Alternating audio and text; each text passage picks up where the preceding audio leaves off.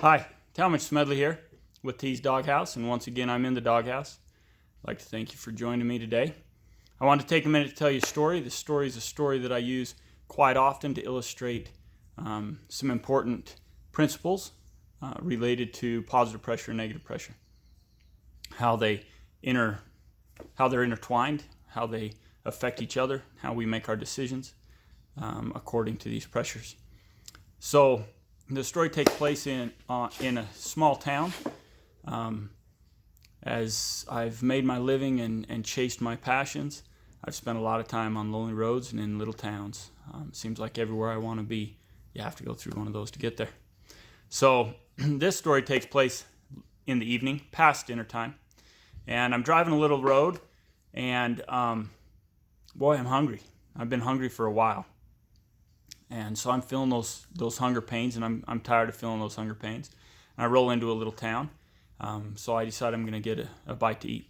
So I look around, and there's really only one place to eat. That's this little place called Mama's Cafe.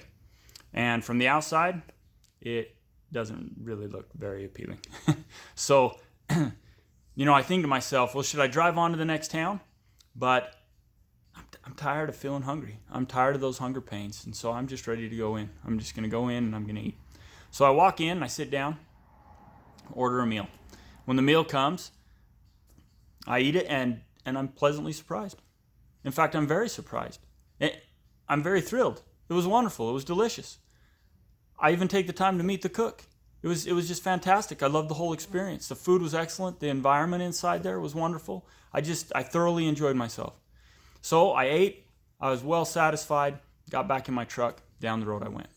Right? 2 years later, just after finishing a meal, feeling very full and satisfied, talking about a road trip we're planning. And I realize that it's going not too far from Mama's Cafe. So I think, you know what? We have got to stop. We've got to stop at Mama's Cafe. So we plan it. And we go and we stop at Mama's Cafe. Right? So that's a real simple little story, but some amazing things are illustrated in this story. Number one, we see both positive pressures and negative pressures happening. We start out looking at the pressure continuum, right? And if you don't know what I'm talking about when I say the pressure continuum, look in my videos on YouTube. I've got a video about the pressure continuum. But the pressure continuum is how much pressure does it take to create an action, right? So starting out, if I had stopped earlier to eat, I wouldn't have had to go through as much discomfort from the hunger pains, right? But at this point in time, those hunger pains had to get to a certain point before they were going to force me to eat. They finally got to a point where I decided to eat, even though it wasn't a desirable place, right? I would have rather gone to a different place, I thought. But I went in anyway because the pressures had been continual for long enough. They were severe enough that I was ready to go into action.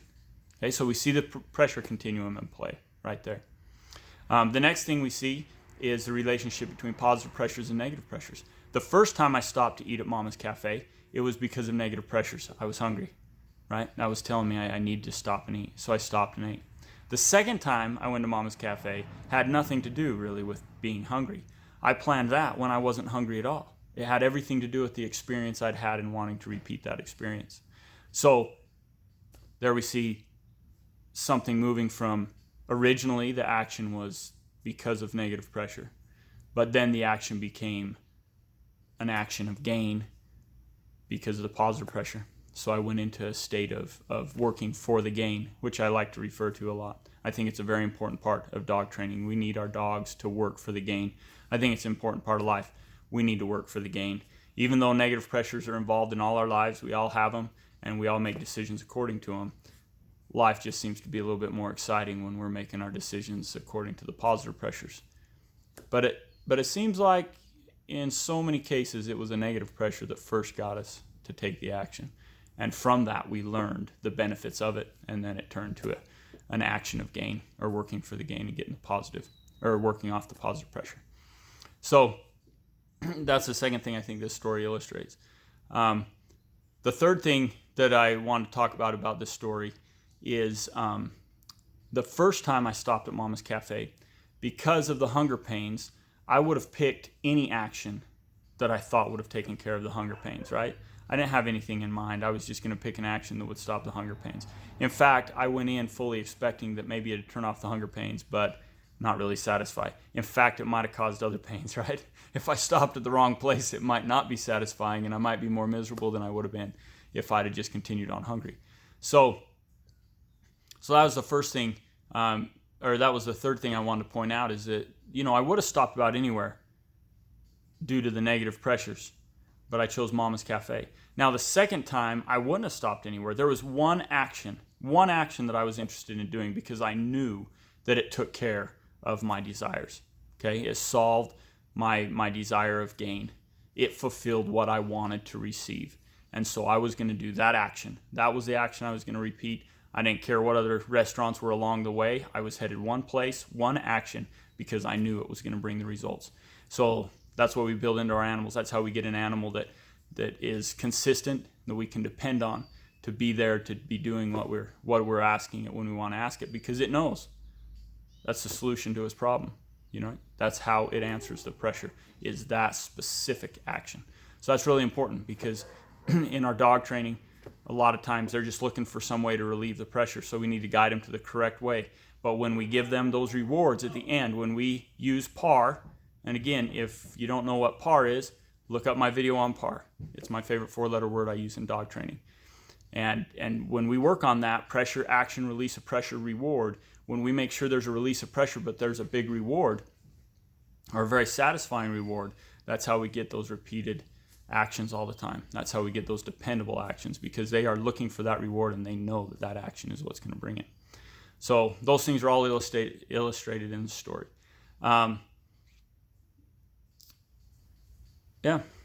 that's the story of Mama's Cafe. I'll refer to it other times in videos, so I wanted to make sure I did a video specifically about that story so that you guys would know what I was talking about and I could illustrate these principles as I'm showing you how I work with my dogs. So thanks for joining me. If you liked the video, if you enjoyed the video, please like it and subscribe to my YouTube channel, and please share this so that others will have the chance to see the video as well. Thank you, and we'll talk to you later.